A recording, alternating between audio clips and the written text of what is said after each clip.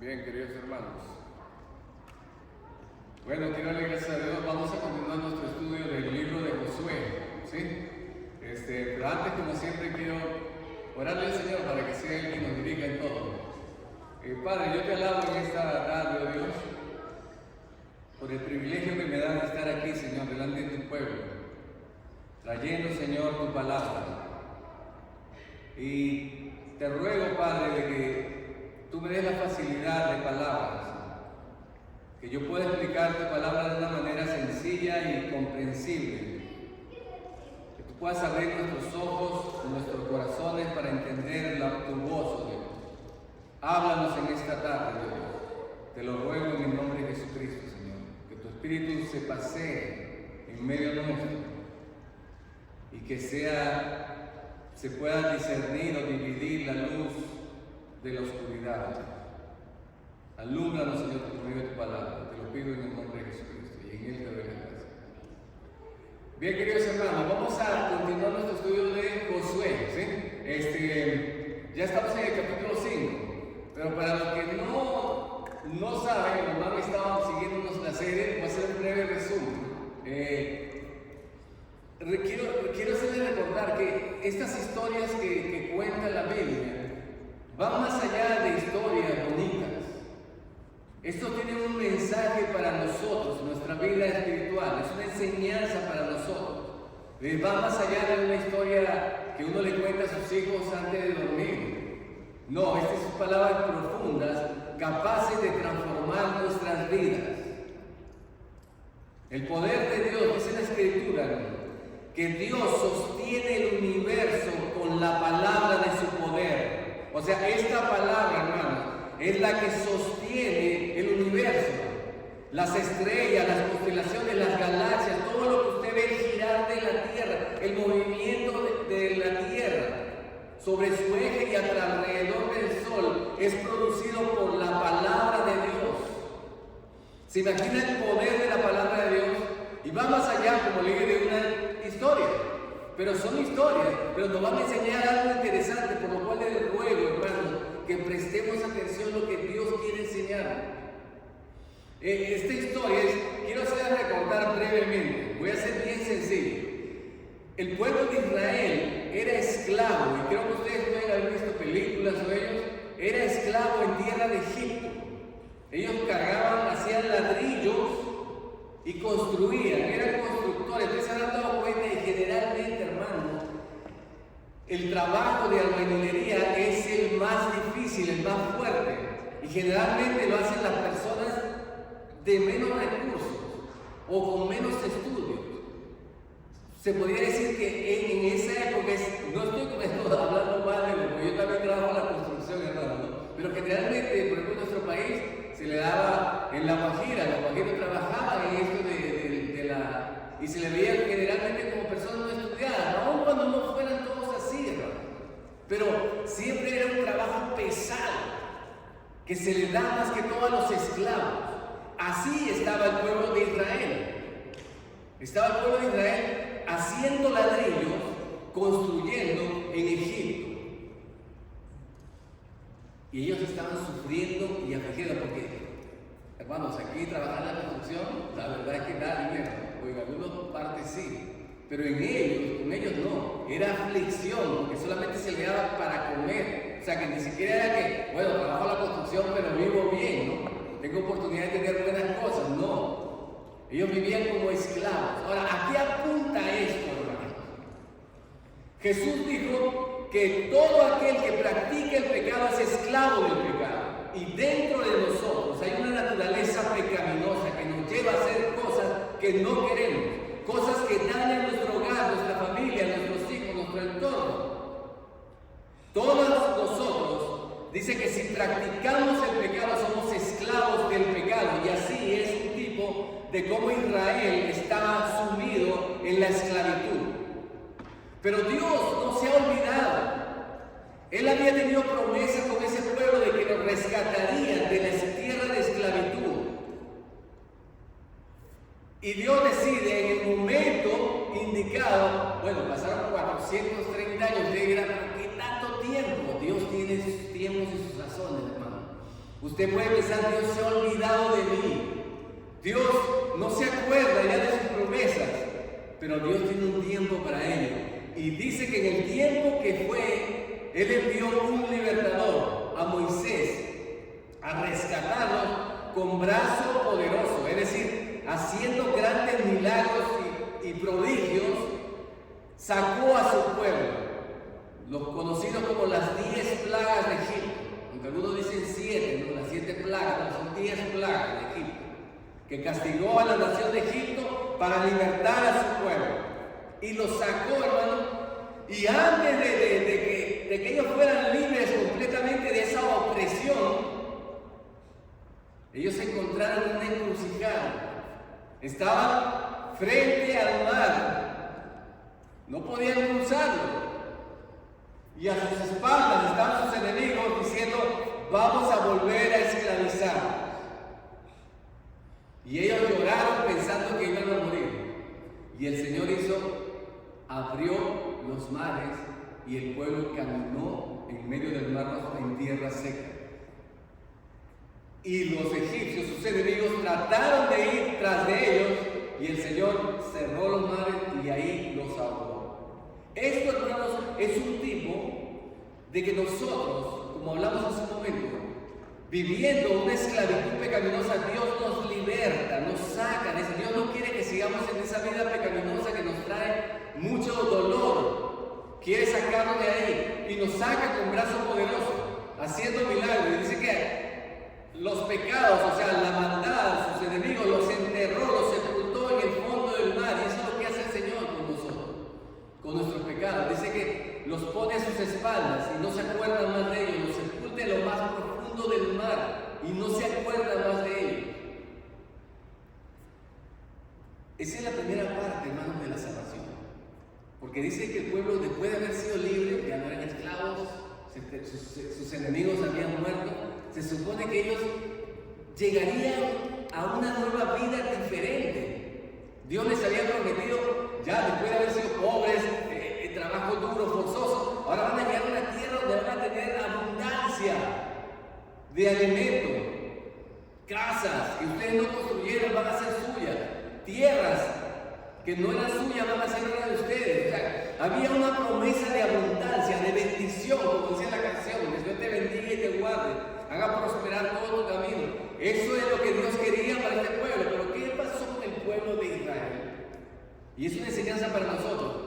Mientras estaba en el desierto, antes de pasar a heredar o a recibir la promesa que Dios le había hecho, empezaron a quejarse, a murmurar en medio del desierto. Y el Señor dijo: 10 veces me han tentado. O sea, no le creían a Dios. Habían visto cómo había abierto el mar, pero sin embargo, a pesar de todo lo que había hecho, no le creían a Dios. Les había dado agua de una roca, pero ellos seguían murmurando y quejándose. Es decir, su naturaleza no había cambiado, seguían siendo los mismos. Y esto, hermano, puede pasar en nuestras vidas. De que aunque hemos conocido al Señor, seguimos llevando una vida igual como si estuviéramos antes en el pecado que nos trajo tanto mal en nuestra vida. El Señor dice que juró que esa generación que estaba allí moriría en el desierto. No vería jamás la bondad de Dios, la misericordia de Dios y la abundancia que Dios tenía para ellos, por cuanto no creyeron en Él. O sea, quiere decir, aunque fueron libertados, conocieron la salvación de Dios, nunca se apropiaron de la bendición que Dios tenía para ellos, por cuanto no creyeron. Y siguieron viviendo una vida igual como estaban antes, como estaban en Egipto, anhelaban Egipto. Dicen: uy, ¿quién nos diera a comer el pescado, la cebolla, los ajos, el ajoporro? Todo eso lo deseaban. Yo me imagino un pescadito ahí con sus ajos, cebolla, ajoporro, y ellos anhelaban, dice eso, ¿no? ¿Y quién les diera a comer sus pepinos y melones? Ellos anhelaban todavía, su corazón estaba en Egipto. Aún cuando eran esclavos querían volver allá. Y esto nos enseña a nosotros que, hermanos, aunque Cristo nos ha dado la libertad de salir del mundo, del pecado, podemos estar viviendo una vida de queja, de murmuración constante en todo tiempo y morir en un desierto y nunca ver lo que Dios tiene para nosotros. Vivir lo que Jesús dijo: yo vengo para que tengan vida y vida en abundancia. Ahora bien, hermanos, pero la historia no termina ahí, porque Dios es fiel, como les decía el himno: oh, tu fidelidad. Dios es fiel, Dios no es como nosotros, hermanos. Dice que si nosotros somos infieles, Él permanece fiel, porque Él no puede negarse a sí mismo. Dios es un Dios fiel que cumple sus promesas. Entonces Él había decidido darle a su pueblo bendiciones más allá de lo que se imaginaba, pero estaban en el desierto. Y lo que estamos estudiando ahora es que Moisés, el gran libertador del pueblo que los había sacado, nunca los pudo llevar a la tierra prometida. Él murió allí justamente con toda esa generación, pero dejó un sucesor, Josué, y es el libro que estamos estudiando. Josué es el que ahora se encarga de hacer pasar a la tribu, al pueblo de Israel a la nueva tierra de abundancia y bendición, que es a donde Dios quiere llevarnos. Dios no quiere, después de habernos rescatado de la esclavitud del pecado, no quiere que sigamos y muramos en un desierto con una vida que no ha sido transformada. Y es lo que vamos a ver hoy. El pueblo de Israel ha cruzado el Jordán de una manera, así como Dios lo sacó abriendo el Mar Rojo, ahora ha abierto el río, el Jordán, y el pueblo ha pasado en seco. El arca del Señor, o sea, su presencia estaba allí, los sacerdotes llevaban el arca, y el río se ha secado y ha pasado su pueblo por en medio. Los pueblos, hermanos, estaban asustados porque habían oído la grandeza que había hecho Dios con ellos. Ahora bien, ellos estaban aterrorizados porque ellos decían: el río estaba bien crecido, lo vimos la semana pasada, el río estaba muy desbordado. Eso le daba un cierto aire de esperanza a las naciones que iban a ser destruidas, porque Dios le había dicho: ustedes van a pasar y van a destruir esas naciones. ¿Por qué? Porque su maldad ha llegado hasta la cima. Ya para ellos no hay rescate, son demasiado malvados. Agarran sus hijos y los entregan a sus dioses, los ofrecen como sacrificio en fuego, matan a sus propios hijos, practican relaciones sexuales distorsionadas, o sea, eran gente depravada. Ya para ellos no había esperanza. Dios les había dado muchos años que se arrepintiesen y estos no se habían arrepentido. Ahora ellos oían, que sabían que esta nación venía a conquistarlos, pero había un río de separación, algo que los separaba, algo que le daba a ellos una esperanza de que mientras el río está grande ellos todavía no van a cruzar. Pero Dios abrió el Jordán y la nación pasó en seco, aun cuando el caudal estaba en su más amplio, en la etapa de más caudal de agua que tenía. El pueblo pasó en seco. Y ahora los pueblos, los reyes estaban aterrorizados, porque ya no había nada, ya estaban ahora del lado de ellos y estaban listos para que ser conquistados. Miren lo que dice el verso 1, dice así: cuando todos los reyes de los amorreos que estaban al otro lado del Jordán, al occidente, y todos los reyes de los cananeos que estaban cerca del mar, oyeron cómo Jehová había secado las aguas del Jordán delante de los hijos de Israel hasta que hubieran pasado, desfalleció su corazón y no hubo más aliento en ellos delante de los hijos de Israel. Hermanos, estaban aterrorizados, no había fuerza en ellos. Entonces, hermanos, ¿están viendo lo que Dios hizo con su pueblo? ¿Cómo lo engrandeció? Ahora, ¿cómo ha hecho que las naciones que eran más grandes y poderosas que ellas estén aterrorizadas delante de ellos?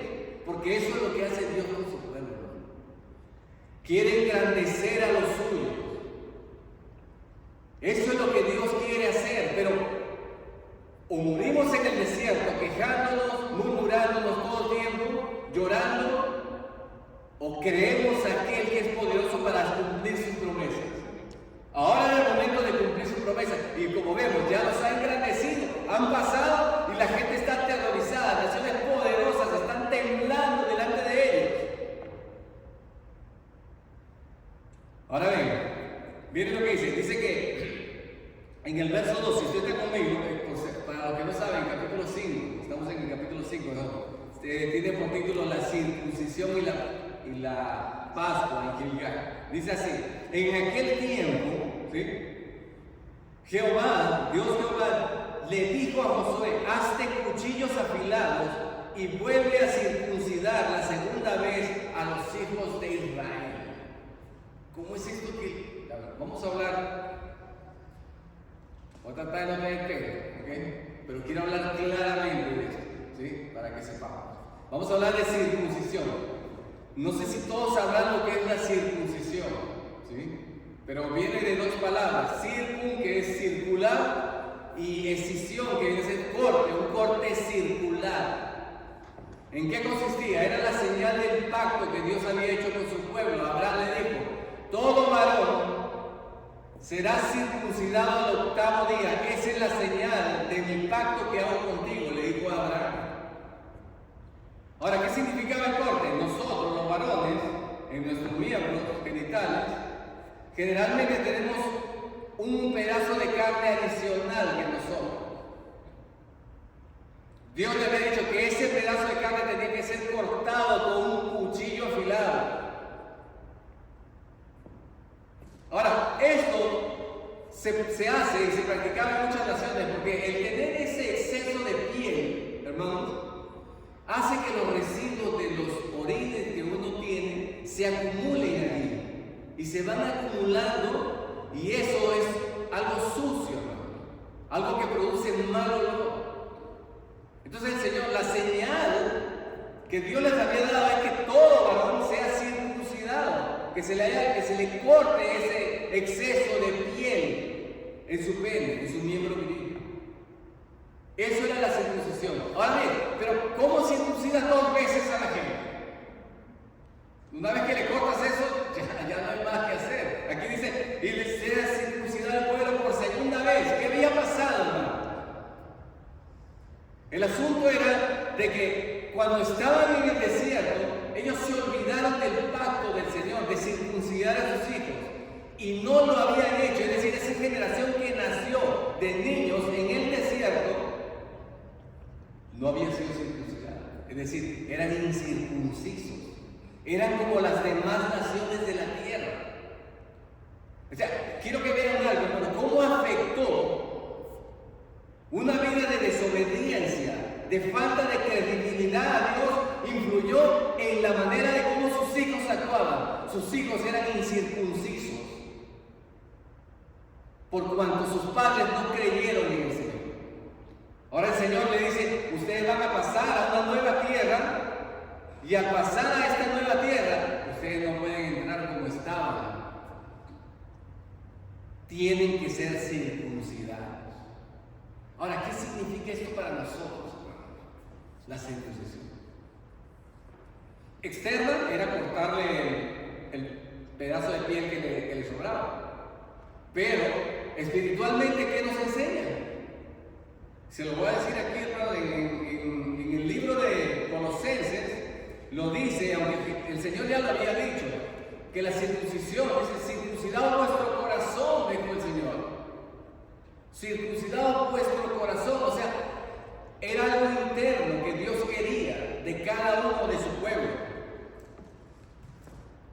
Según Colosenses dice que nosotros fuimos circuncidados en Él. ¿En quién? En Cristo Jesús. En el capítulo 1 dice: vosotros estáis completos en Cristo, ¿no? Él es la cabeza de todo principado y potestad. En Él fuisteis circuncidados con circuncisión no hecha a mano, o sea, no con un cuchillo de piedra afilada, no dice, sino que al echar de vosotros el cuerpo pecaminoso y carnal. O sea, ¿qué significa la circuncisión? Para nosotros en nuestros tiempos, significa ya no caminar conforme a nuestra vida pecaminosa antigua. Si queremos tomar las promesas, las bendiciones que Dios tiene para nosotros, tenemos que abandonar esa vida pecaminosa. Es lo que está diciendo usted. Ya les voy a dar lo que les prometí, pero ustedes tienen que circuncidarse, es decir, no vivir conforme al pecado, conforme vivían antes. Tienen que ser una nueva criatura, tiene que haber un cambio. Entonces, esa es la primera parte de le dice, y Josué hizo cuchillos afilados y circuncidó a los hijos de Israel en el collado de Arló, es decir, el collado de los prepucios, ese pedazo de carne que se cortaba, ese es el prepucio, se le llama. ¿Sí? Entonces, ahora bien, dice, y esta es la razón por la cual, dice, Josué mandó a que se hicieran a circuncidar a todo niño. Dice, sí, todo el pueblo que había salido de Egipto, como les había dicho antes, los varones, todos los hombres de guerra, habían muerto en el desierto por el camino después que salieron de Egipto. Pues todos los del pueblo que había salido estaban circuncidados, mas todo el pueblo que había nacido en el desierto por el camino después que hubieron salido de Egipto no estaba circuncidado. Como le dije hace un momento, sus padres no habían circuncidado a sus hijos. Y eso nos enseña, hermanos, a nosotros, como padres, la necesidad de instruir a nuestros hijos a no vivir en una vida pecaminosa. Porque los hijos de Israel anduvieron por el desierto 40 años hasta que todos los hombres de guerra que habían salido de Egipto fueron consumidos, por cuanto no obedecieron la voz de Jehová, por lo cual Jehová les juró que no les dejaría ver la tierra de la cual Jehová había jurado a sus padres y que nos la daría, tierra que fluye leche y miel. ¿Por qué no heredamos las promesas de Dios? ¿Por qué hay personas que alcanzan las bendiciones de Dios y otras no? Y otras no. Por ejemplo, veamos el caso de Adán, de Caín y Abel. Dos hombres creyentes del mismo Dios ofrecen dos sacrificios, cada quien ofrece su sacrificio, pero solo uno es aceptado y el otro no.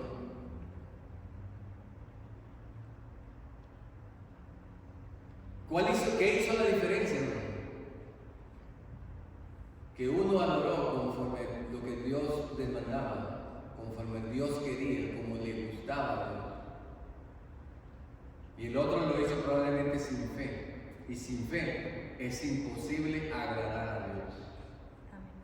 Como dice la Escritura. Ahora bien, dice que así que circuncidó a todos, listos. Y dice que cuando acabó de circuncidar a toda la gente, dice, se quedaron en el mismo lugar en el campamento hasta que sanaron. Bueno, recuerden, es un corte en la piel y toma un tiempo la sanidad. Si usted ha tenido una herida o ha sido operado o algo, usted sabe, le pone sus puntos, algo, y usted sabe que esa herida tarda en sanar. Bueno, ellos al ser cortados, el Señor los dejó allí por un tiempo, hasta que, me gusta esta palabra en el hebreo, hermanos, porque aquí dice hasta que sanaron, pero usted sabe que esta palabra significa hasta que revivieron. Tiene que ver con la vida, vivió. Y vivió Adán 120 años después de que engendró a su hijo. Y vivió, toda esa palabra es vivir. Dice, o revivir, es en el original. Hasta que, y esto nos enseña, hermanos, y es la resurrección a una nueva vida. Nosotros como creyentes hemos muerto en Cristo Jesús y hemos resucitado a una nueva vida, a una nueva forma de vivir. Eso es lo que viene ahorita, es lo que está hablando Josué. Viene aquí lo que es una nueva, antes de heredar las promesas que Dios les ha dado, es necesario morir a uno mismo y no vivir conforme a la vieja manera de vivir. Eso es lo que está enseñando, lo que quiere decirnos en esta historia.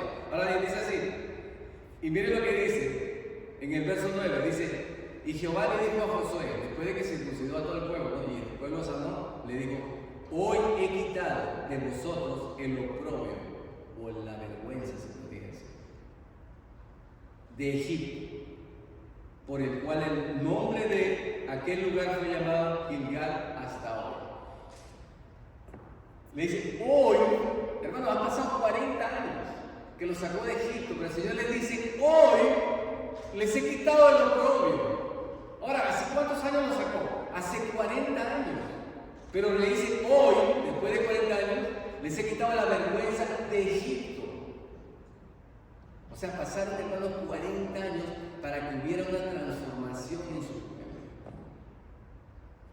Y yo creo que sí, hermano. Las personas, nosotros, no cambiamos de la noche a la mañana. Lamentablemente muchos vamos a morir quizás en el desierto y nunca vamos a ver la gloria de Dios. Aunque hemos sido salvados, pero nunca vamos a disfrutar de la abundancia. Como lo hizo la mujer. Una mujer que no era parte del reino, dice, no era de los hijos de Israel. Y se le acerca a Jesús y le dice, Señor, ayúdame, mi hija es gravemente atormentada por un demonio. Y el Señor le dice, yo no he venido sino a buscar a las ovejas perdidas de la casa de Israel. Y tú no perteneces a ella. O sea, como decir, no hay bendición para ti. Señor, socórreme. Ella insiste, ella no dice, no, tú tienes la solución. En tus manos está, tú puedes hacerlo. Y el Señor le dice, no es bueno quitarle el pan de los hijos. O sea, es decir, los hijos se sientan a la mesa y dársela a los perritos. Es decir, yo no puedo quitarle, Jesús le dice, yo no puedo quitarle la comida a mis hijos para dársela a los perros. En otras palabras está diciendo, tú eres un perrillo. Tú no tienes derecho a comer las cosas de la mesa. Y ella que dijo, sí Señor, tienes razón. Pero aún los perrillos comen las migajas que caen de la mesa de los sabios. O sea, una migaja tuya me basta para ser sanada, es lo que dijo esta mujer. Tuvo fe y creyó. Ahora bien, ella recibió comida de la mesa de los hijos. Y hermano, una migaja de Dios es suficiente, hermano, para saciar un alma perdida. Dios tiene el poder para hacerlo. Muchos hijos están sentados a la mesa, tienen derechos de la mesa, pero están comiendo migajas de Dios. Dios quiere hacerlos pasar a la tierra prometida, tierra de abundancia, tierra de bendición del Señor. Eso es, pero primero, como dice aquí, hay que despojarnos de la vieja manera de vivir. Lo leímos la semana pasada, ¿no? Se lo voy a recordar para los que no estuvieron, ¿sí? Miren cómo dice. El mismo está en Efesios y también está en Colosenses. Lo voy a leer la de Colosenses. Dice así: la vida antigua y la vida nueva. Hacer morir la muerte, cruce el Jordán, lo terrenal de vosotros. ¿Cuáles son? Fornicación, es decir, sexo desordenado, fuera del matrimonio, impureza, pasiones desordenadas. O sea, deseos desordenados que van fuera de lo normal. Malos deseos, avaricia o tacañería, que es idolatría. Cosas por las cuales la ira de Dios viene sobre los hijos de desobediencia, en las cuales vosotros anduvisteis en otro tiempo, dice, cuando vivíais en ellos. Luego dice, pero ahora, o sea, antes vivían ustedes en esa vida, en fornicación, en pasiones desordenadas, avaricia y todas estas cosas.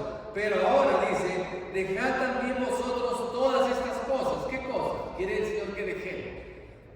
Esto, dice así: ira, enojo, malicia, blasfemia, palabras deshonestas de vuestra boca. Y eso cuesta, hermanos, toma tiempo. Hemos sido creyentes y todavía seguimos hablando a veces palabras vulgares que suenan feo, hermano. Dios quiere transformarnos y hacer unas personas diferentes, no conforme a la vieja vida. Palabras deshonestas de vuestra boca. No mintáis los unos a los otros, habiéndoos despojado del viejo hombre con sus hechos y revestidos del nuevo hombre, dice. Aquí viene el cambio. el cual conforme a la imagen del que lo creó se va renovando hasta el conocimiento pleno, donde no hay griego ni judío, circuncisión ni incircuncisión, bárbaro ni escita, siervo ni libre, sino que Cristo es el todo y en todos. Es decir, aquí vemos una transformación total en el hombre en el cual ya no hay diferencias, hermanos. Ya no hay diferencia porque si tú eres médico o el otro es un obrero, o si el otro tiene estudios grandes, profesionales, si el otro tiene una empresa o el otro es empleado, no hay diferencias en Cristo Jesús. Somos uno. A eso quiere llevarnos. Luego dice, vestidos como escogidos de Dios, santos, amados, misericordiosos, buenos, humildes, mansos, de paciencia, dice, soportándonos unos a otros, perdonando unos a otros si alguno tuviera queja contra otro, de la manera que Cristo os perdonó, así también hacerlo vosotros. Lo leímos ahorita, lo enseñó el hermano en la escuela dominical. Esa es la nueva vida que Dios tiene para nosotros, que Dios quiere que la hagamos, pero Él, no crea usted que usted lo va a hacer solo con sus fuerzas, o yo lo voy a hacer con mis fuerzas. No, hermano, no podemos hacerlo. Es imposible para nosotros vivir como Dios quiere. Y entonces, ¿qué hago? Me diga usted, ¿qué puedo hacer? Si para mí es imposible, ¿qué puedo hacer? Estoy sin esperanza. ¿O no? Bueno, aquí viene la segunda parte, es la que termina. Miren, ya para terminar, con esto termino, hermano. Denme 5 minuticos. Dice que Josué estaba ya a punto, y ahora sí, la guerra va a empezar. Vas a empezar a conquistar y a heredar las promesas de Dios. Pero, ¿lo vas a hacer solo? No. Dice que se le aparece un ángel con una espada desenvainada a Josué.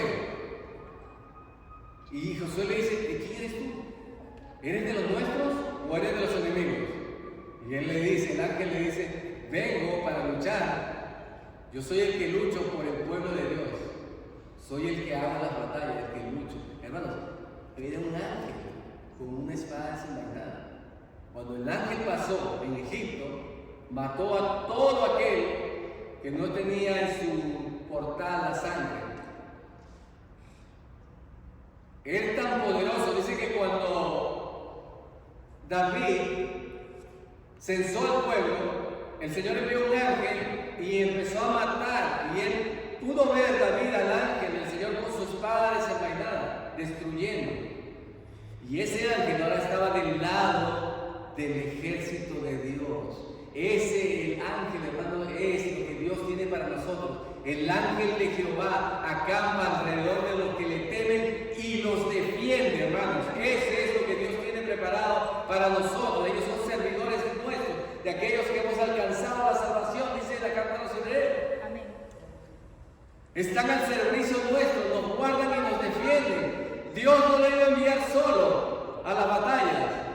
Había enviado a su ángel delante de él para que puedas derrotar a sus enemigos. Hermano, usted y yo no estamos solos. En nuestra lucha con el pecado y esa vieja manera de vivir, Dios está con nosotros, ayudándonos para tener una nueva vida en Cristo Jesús. Amén. Amén. Y bueno, hermanos, si usted no conoce al Señor o no ha creído en Él, déjeme decirle que usted va a seguir siendo un esclavo del pecado. No podrá salir de allí jamás. La única esperanza es que Dios venga a libertarlo. Y Él ha enviado a un libertador. Y ese libertador es Cristo Jesús. Porque en ningún otro nombre hay salvación, dice. Porque no hay otro nombre debajo del cielo en quien podamos ser salvos. Jesucristo es el único. Y nuestra fe en Él es lo único que va a transformar nuestras vidas. Padre, yo te doy gracias por tu palabra, Señor. Te ruego, Señor, por aquellos que hemos creído, Señor, pero que aún estamos quizás vagando en el desierto, Señor, viviendo bajo la misma vida pecaminosa, aunque ya libertados, pero siguiendo esclavos todavía del pecado. Ayúdanos a pasar ese portal, Señor, a morir a nosotros mismos y que podamos, Señor, ver una vida de la resurrección, una vida nueva en Cristo Jesús, Señor. Como dice tu palabra, de modo que si alguno está en Cristo, nueva criatura es. Las cosas viejas pasaron y aquí todas son hechas nuevas. Yo te pido por tu pueblo, Señor, para que lo guardes y lo bendigas en el nombre de Jesús. Amén y amén. Bien, gracias, hermanos. Quiero invitar a nuestro hermano